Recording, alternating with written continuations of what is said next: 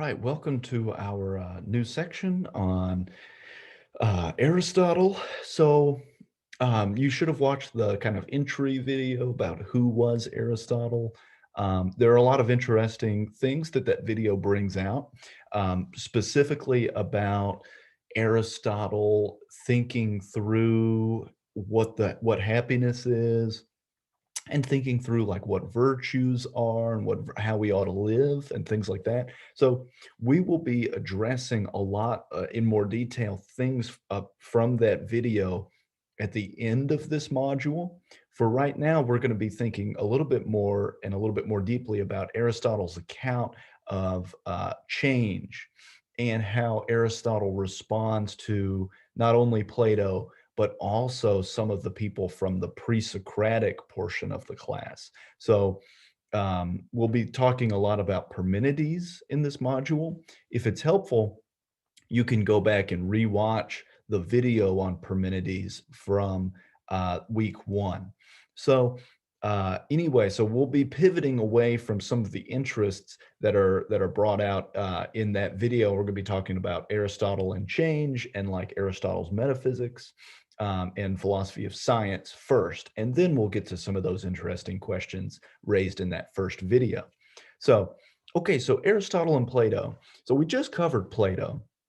And Plato thinks that like form is independent of the objects that exist, right? So remember that we looked at those mugs. We asked like, well, how are all those things mugs? They're all so different.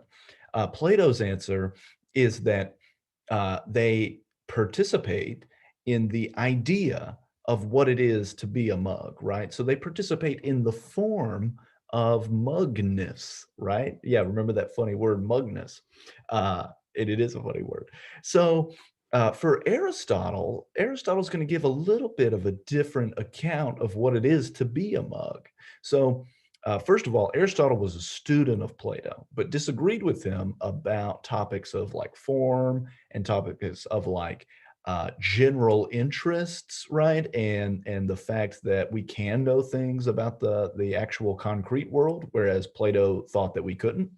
Um, Aristotle's primary interest was biology, while Plato's was mathematics and some physics, right? And so Aristotle's father was a physician, was a doctor, and so he would often perform surgeries, and and his father was really curious and would often uh,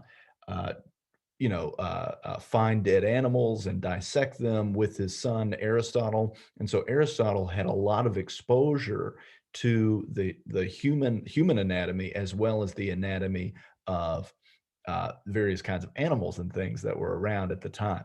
So Aristotle is interested in concrete things as a result of, or some people think as a result of his growing up with his physician father.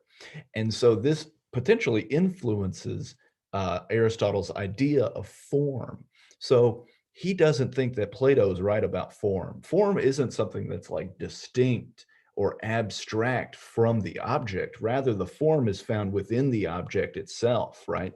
It's the features of the thing that make it what it is, right? And so something is what it is in virtue of the features that it has and the features that its kind has. So let's take horses as an example. Horses have a number of features, right? All horses have many of the same features, but particular horses also have all of those features too, right? So it's those particular features that make that thing a horse. So, okay.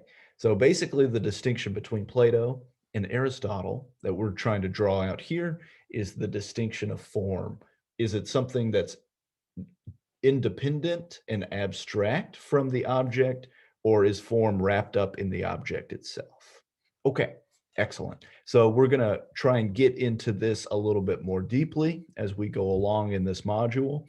But for right now, we'll just take away is that Aristotle disagrees with Plato.